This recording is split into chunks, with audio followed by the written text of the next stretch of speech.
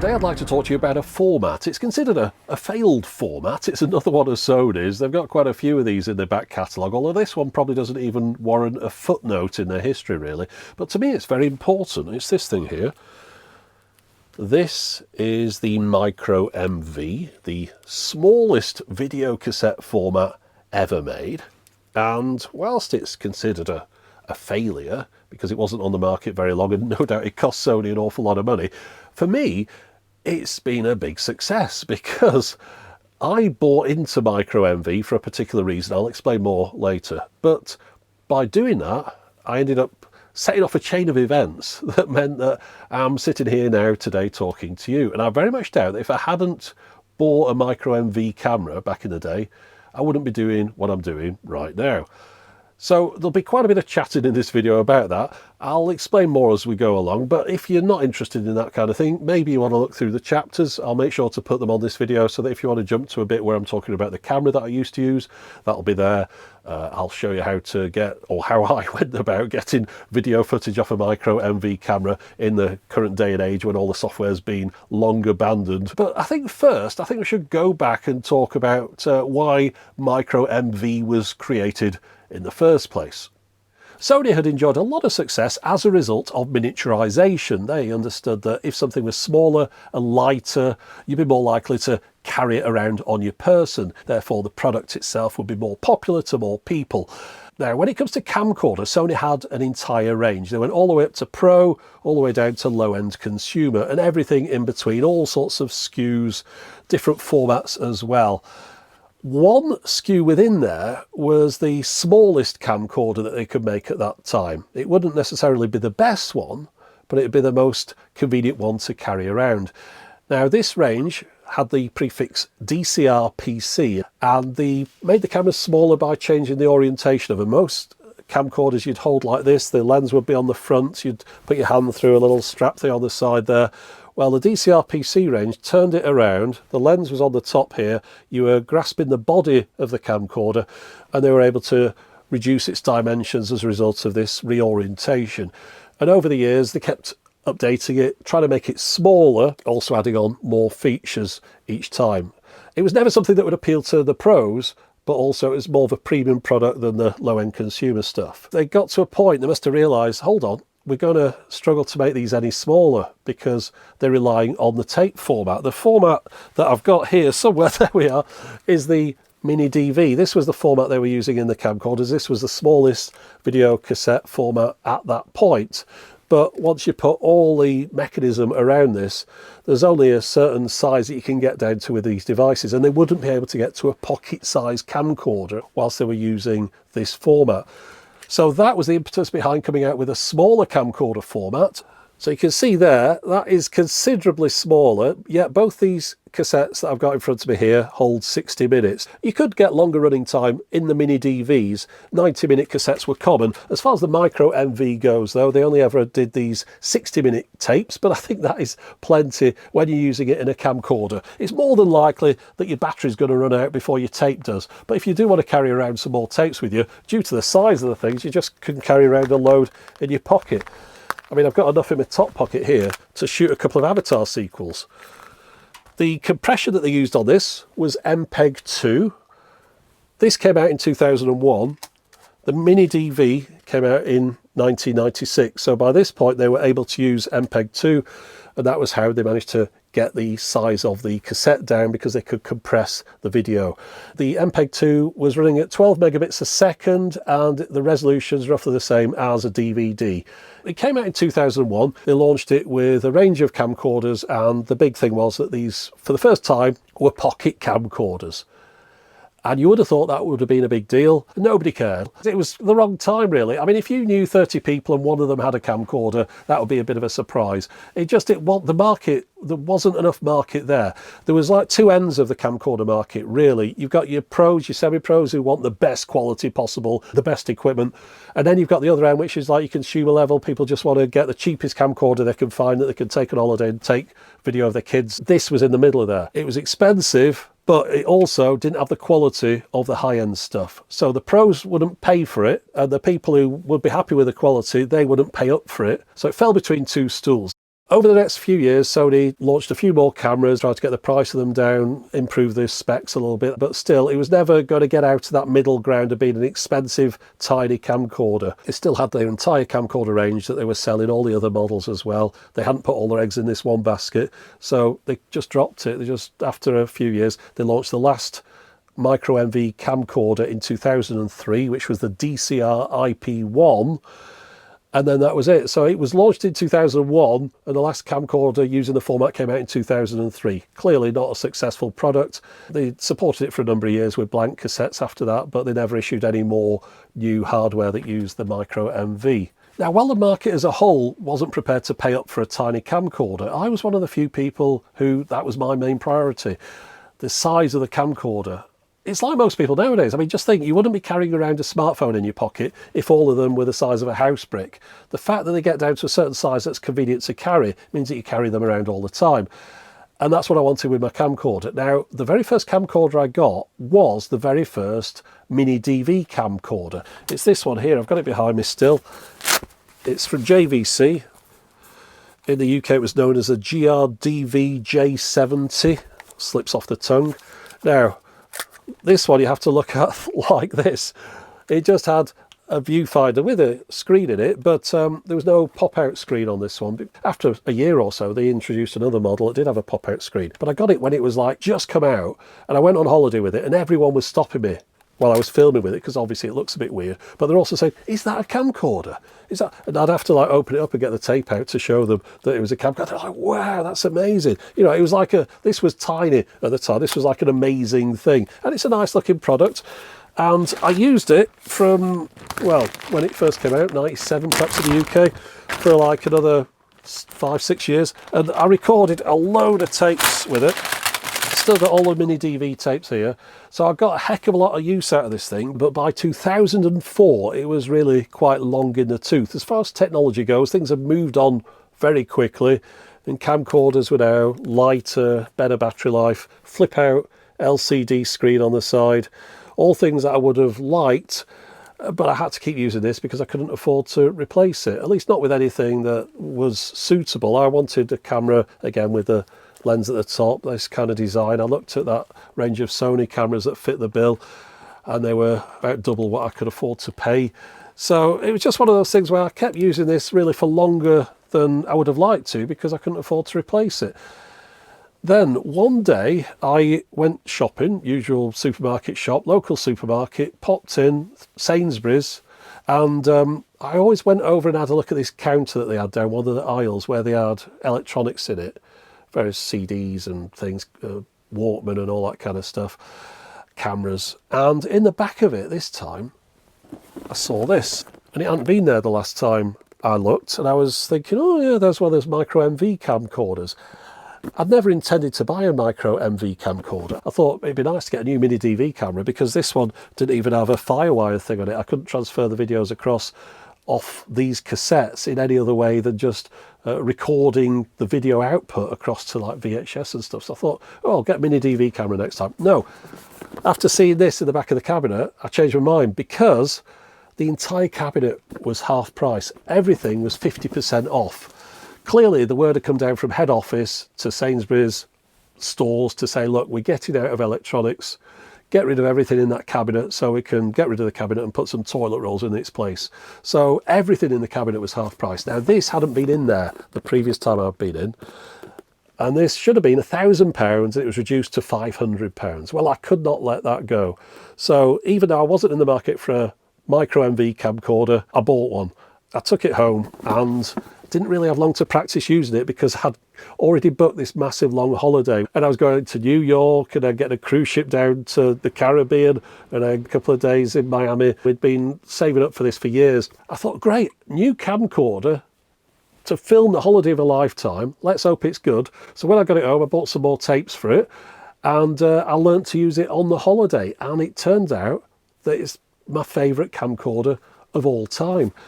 I've had better cameras since, as far as the quality goes, way better, because things move on. But as far as the actual ergonomics of it go, this is just the perfect thing for me. Just look at the size of this.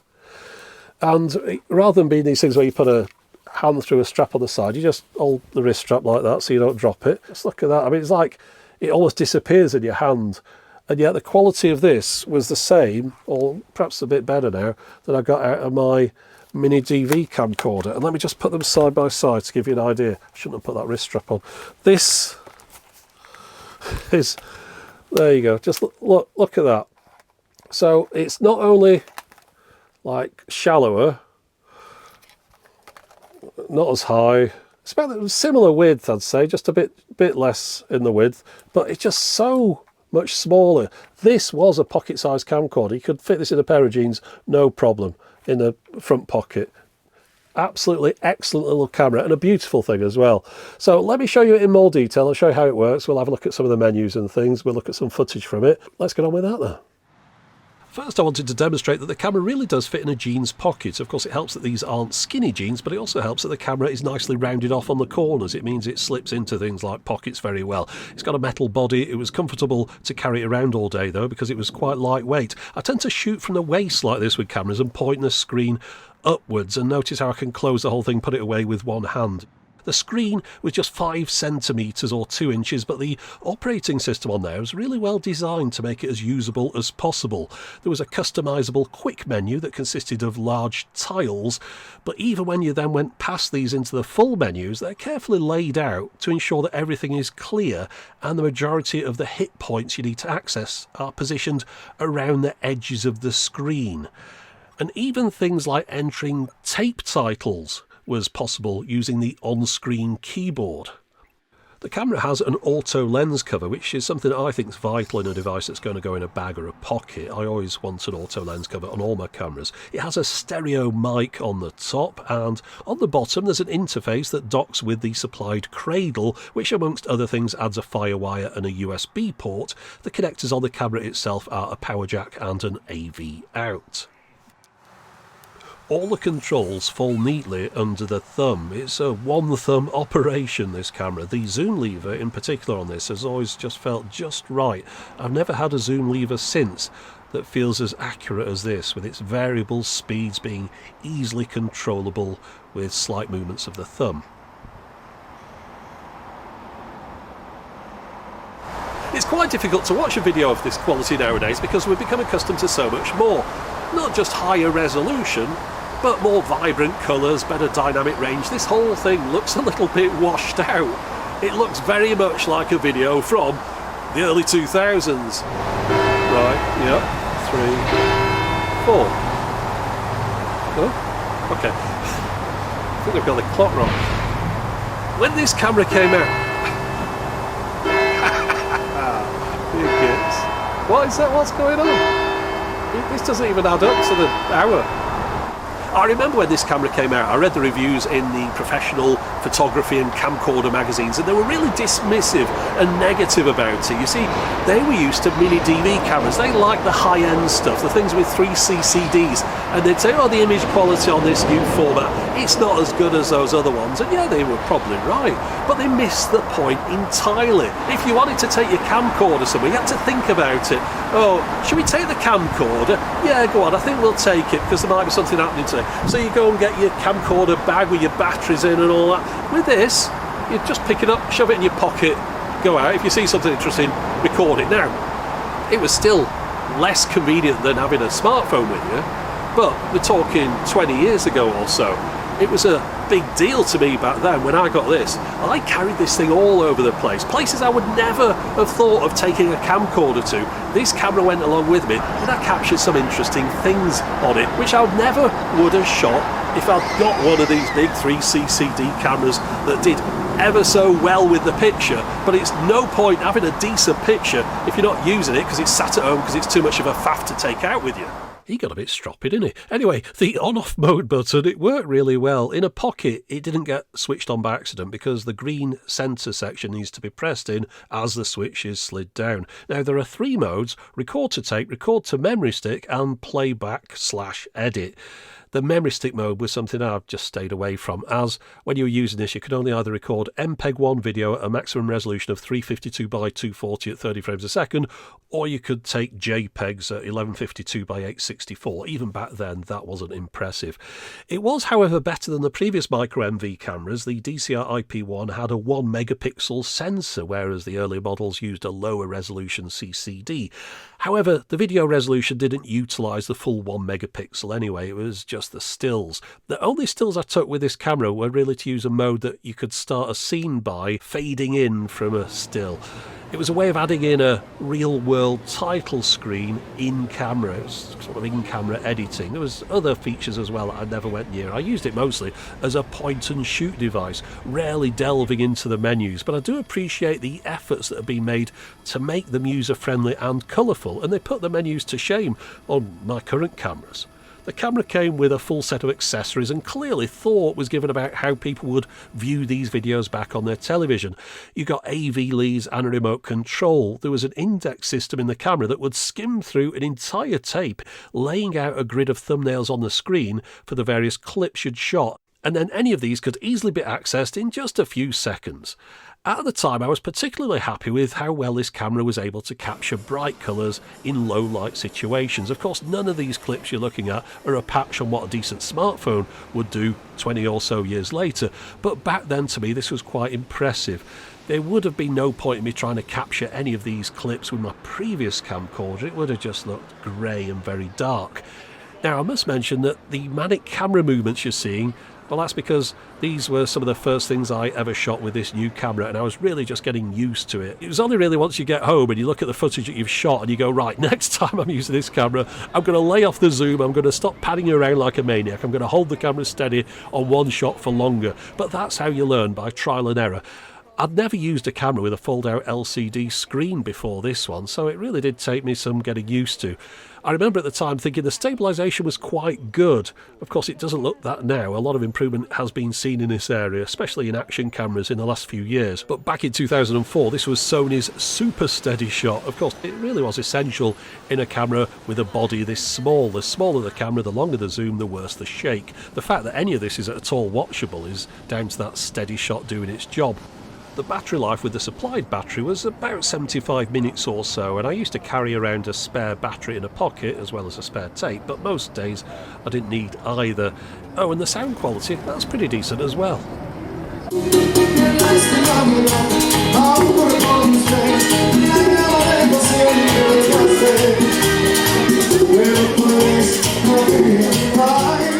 Looking at this footage today though, I really do think the camera did a pretty good job. The cameraman needs sacking, but overall the camera was doing alright. I think somebody looking at this though might scoff at it, but you've got to remember, 20 years prior to me owning this camera, I'd tried shooting home movies with a Super 8 film camera, but the cost of developing the 3-minute silent film was so prohibitive that I just had to give it up. And then 20 years on, things have progressed to the point that I could record 60 minutes of digital video and sound on a reusable tape at a negligible cost on a marvel of modern technology that fit in a pocket. To me, this was a bit of a revelation.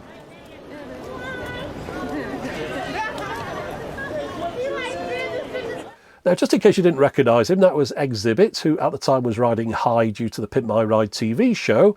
I just happened across this crowd of people looking up at a window, so I looked up as well and quickly got the camera out and recorded that. Now, it was because it was in my hand that I caught that. I think if I had any other kind of camcorder, the previous one, for example, it would have been packed away in a bag or something. So, yeah, having a camera ready to go was very handy if you wanted to catch the back of Exhibit's head. But it wasn't as handy when I got home, because I got this thing, plonked it in its cradle and started transferring across the videos that I'd shot. During the course of the holiday, I'd recorded 3 tapes, so I got 3 hours worth of video to edit down. And this is where it all hit a bit of a snag. You see, the trouble is, nothing was ready for MicroMV. Due to it being an MPEG-2 format and nothing prior to that had been, you try and capture an MPEG-2 transport stream in most pieces of software that were available at the time for editing video, they just did not want to know. Everything was geared up around mini DV and MicroMV, due to it being a new proprietary format just from Sony on a few camcorders.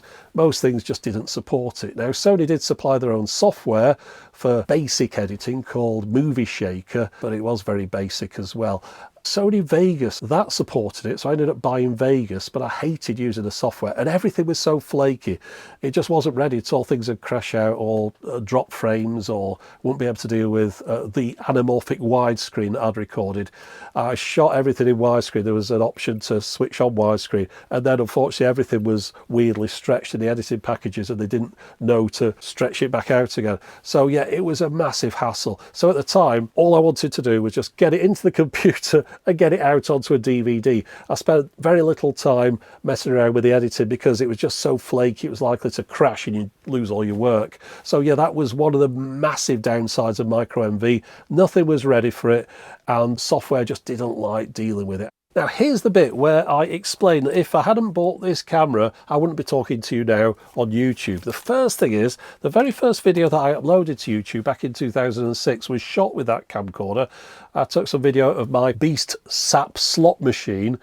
I was on a slot machine forum and I linked to this video that I put up on YouTube. Back then YouTube wasn't a destination, it was somewhere you put your video and then embedded it or linked to it from somewhere else. A bit like these image hosting websites nowadays, but you wouldn't sort of go to YouTube and just sit there and browse around.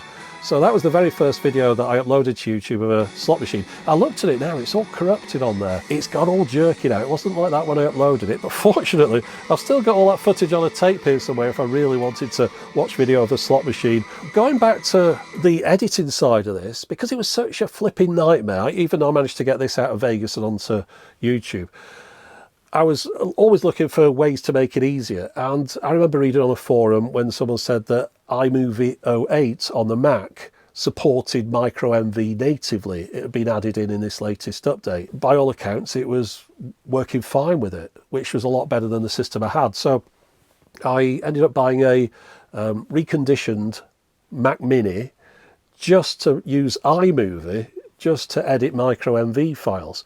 And it was right, it did work fine. There was absolutely no issues with it. Unlike the system I've been trying to do where I was just getting all sorts of problems, it just imported the video and I could edit it nicely and it wasn't crashing on me all the time. And it was at this point that I started enjoying editing for the first time. I had to edit because the footage that I'd shot with this thing, I was doing long shots and shooting things 2 or 3 times just to get the best angle. When I was recording with my mini DV camcorder, I tried to edit in camera, you know, I'd shoot a setup shot and a reaction shot in the camera at the time. With the MicroMV, I was thinking, oh, I'll edit this later. Turns out I couldn't until I got iMovie 08, and then it was a breeze. So then I started adding on soundtracks, moving images around, shortening things, doing freeze frames, zoom-ins, all sorts of stuff. And I actually really started enjoying the editing process, which then led me to make more and more videos where I was editing them and uploading them to YouTube in time. And I would never have gone down this route at all if MicroMV hadn't been such a bloody nightmare to edit in the first place. Because if it had just gone into my PC fine, I would have just put out some basic videos. I would never have thought about splicing things together, spend a lot more time on it because it was enjoyable. The actual process of assembly was the part that I found really enjoyable. It still is to this day. The best part of doing this is the editing. I really enjoy the editing. But yeah, without MicroMV and me walking into that shop on that day, because the day after that camcorder wouldn't have been on sale, and looking at the time on the receipt, it looks like I was there first thing in the morning. So I must have been on holiday because it was a Friday. So I must have took a day off work. So there's a lot of things happened here for me to end up getting this camcorder, which then ended up with me making YouTube videos and ended up here. I would not have made YouTube videos if I hadn't got that camera. I'm almost certain. Now, whilst I stuck with iMovie, iMovie didn't stick with MicroMV. It dropped support for the format many years ago. But then again, the same thing goes with pretty much any modern editing package, as far as I can tell. You won't be able to import an MPEG-2 transport stream off a MicroMV tape into a modern editing package and then edit the footage. They just don't want to know each other, which is a bit of an issue if you want to transfer any MicroMV tapes onto your computer now, although the chance of people wanting to do that is very slim. Back in the day though, I edited the video together and then put it onto DVDs once I'd finished. That was the finished thing, and I could have rewritten over the tapes. I don't know where those DVDs are now. It's very likely that if I tried to play them, they wouldn't play anymore either, because, you know, burnt DVDs, they don't last forever unless you get one of the really posh type, and they certainly weren't those that I used at the time. So I'm left with a situation that I could have lost everything, but fortunately I don't reuse tapes. I use them once and then buy another one. So I've still got all the original footage on those tapes, which I wanted to put into a computer and save for posterity. The only issue with that is, of course, your camcorder's got to work still, and you won't be able to buy a new piece of equipment that can play these tapes. Fortunately, mine is still working. So then I had to find a way of transferring the video into the computer. And after reading up a lot online about ways to do that with Mini DV, I could transfer some of that information to MicroMV. So let me explain how I go about now getting the footage off these tapes into a computer straight off the MPEG-2 transport stream. Okay, I'm starting with a laptop that's running Windows 10. The important thing here is that this has a Thunderbolt compatible USB socket on the back. Now into that socket I plug an Apple Thunderbolt 3 to Thunderbolt 2 adapter. And then into that adapter I plug an Apple Thunderbolt to Firewire adapter. And then into that I plug a Firewire 800 to 400 9-pin to 4-pin cable. And then I insert the 4-pin end of that into the appropriate socket on the camera dock. And then I plug in the DC power adapter and finally add the camera, and amazingly all that works just fine. So now to capture the video, I'm using Vegas Pro 11. I tried all the other solutions, and I mean all the other ones, and they all drop more frames than a drunken snooker player. But this version of Vegas that I managed to acquire, well, if you know how to, you know how to. Well, it works perfectly for getting the video off the tapes. So of course each tape has up to 60 minutes on it, so it takes up to that to transfer the video across in real time. But once the end of the tape is reached, I've got a directory full of M2T, MPEG-2 transport stream files, one for every separate clip that was recorded on the tape. Now, I don't want to do any kind of editing using this software. I just wanted to grab all the clips off the tape in their original quality using it. My next task is to make these M2T files into something that's more usable nowadays. So using a piece of software called Vidcoder, I import the whole directory of clips that I've just got and then let it transcode them all to MPEG-4 files. But also, since I recorded all my clips in widescreen during the transcoding process, it's also stretching out the 4:3 anamorphic clips to fill out a 16:9 frame. On this PC, that might take in another hour and 45 per tape. But at the end of all this, I've got a folder full of MP4 clips that I can edit in any modern editing package.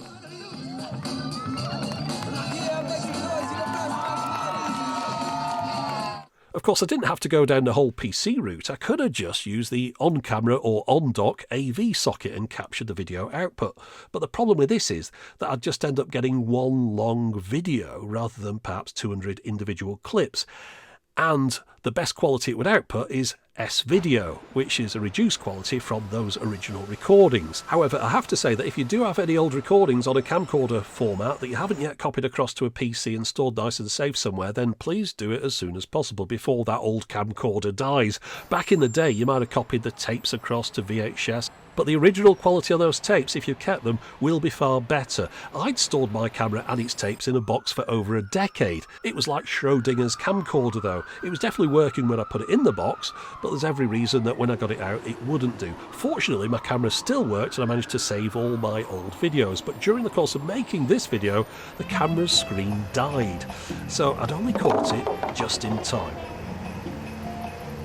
I just love how a camera this small was still using tapes, and it's just such a beautiful little mechanism that they've got in here for the cassettes.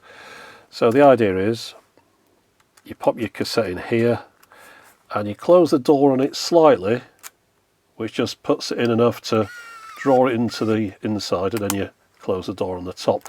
We'll just have a look at one of these cassettes in a bit more detail. I found using these always felt a little bit magical when you held one in your hands, just to think that that's got 60 minutes worth of video on it. I mean, it's silly nowadays, you get your micro SD cards and you don't think anything about it, but there's just something about the fact that this is on a tape. Let's just open it up and have a look inside. If we push this little section back here, it'll enable us to open the cover on it, like that. And then that also slid back down further to expose the whole tape at the front there. Okay, so that's a mini DV cassette, and it's quite hard to make out due to all the reflections and things, but it is a narrower tape in this one. Now inside this cassette, there's a memory chip somewhere. I've never looked inside one. I'm going to do that today for the first time. This was used to store the position of the various thumbnails that you've generated when you've done a scan through the tape. How long was left on the tape would be stored in there, which parts of the tape you'd used, even the title that you'd applied to it. As soon as you put this in the machine, it'll read that and show it on the screen without having to wind through a load of tape. Right, so we've got 4 screws in it, and now this thing should come apart. There we go. It's amazing how they put these things together. A little tiny spring at the back there, another spring leading off that. I'm looking for my memory chip and I'm not finding it. Let's just take everything out of here. Ah, there it is. So that is our little chip. It looks like round the outside of there is the antenna for communicating, and that's a little NFC type chip on the other side. A tour de force of cassette manufacture. You know, progress doesn't necessarily progress in every direction. By that I mean, if we go back to this camera, I absolutely love using this. It just felt right in the hand. Everything was perfect. Yeah, a little tiny screen. You can imagine that being bigger in the future if they carried on with this kind of design. But of course, since the MicroMV wasn't a success, Sony then went on to use that kind of design in other camcorders. They carried on with the mini DV ones, but when it got to solid state, we've got things like this. I've got the TG3 here. And I liked using this camera. I used this for a number of years. Some of the early YouTube stuff I put out was recorded with this. Had a nice little rotating ring there for the zoom. Usual screen on the side with all the same kind of menus and touchscreen, all that kind of stuff. So yeah, nice little camera. Didn't feel quite as good as the other one to use, but still I was happy enough with that one. 1080i, so big upgrade in image quality over that one. And then from there, I wanted a 1080p camera. This is the GW55, and whilst it's got this nice big screen on it there, they'd forgotten about the ergonomics completely. For one thing, the microphone's at the front here, so when I rest my finger where I would have done on all these other ones, I'm touching the microphone, so then I have to kind of somehow have this finger amputated or something to be able to use this thing. Also, the zoom lever on the back, very hard to press that without shaking the camera, and it's kind of a horrible pushy in thing. Rather than sliding up and down or rotating, you're basically pushing the camera, so you're always going to rock the thing around. No auto lens shutter on the front either. I mean, that's a great idea for something you're going to shove in your pocket, isn't it? So I barely use this. I found it really awkward to use, and also this was the last one that Sony did in this kind of style as well. Of course, nowadays you're supposed to use things like this ZV-1. This is like the current equivalent. They're not really in the camcorder market so much anymore. This is of course 4K, image quality is great, but the stabilization's shocking on this. And the ergonomics of actually trying to use it, well, it's like a two-handed operation now, whereas that was a one-handed one. So I wouldn't take this on holiday with me. Really short zoom on it as well. I mean, that's 10x. This is what, I don't know. It's certainly not a patch on it anyway. But just to finish off, it was a proper sliding doors moment when I went and got this camcorder, because I went through those sliding doors on Sainsbury's, and if I hadn't got in that day, I wouldn't have got that camcorder. I wouldn't have found MicroMV an absolute git to edit. I wouldn't have then ended up getting into editing on another computer just to try and get round the whole mess, and then enjoy editing and then start putting videos together, putting them out on YouTube, and this channel wouldn't have started and I wouldn't be here now talking to you. So it just shows that not every failure is a failure for everyone, although I think that Sony, it probably wouldn't make them very happy to know that their multi-millions that they sank into the MicroMV managed just to help out one guy in the UK start a YouTube channel. I don't think they'd be all that impressed with saying, well, that's all right then, we'll just write that money off. Although then again, they probably don't even think about MicroMV anymore. It's been a long time. So that's it for the moment. As always, thanks for watching.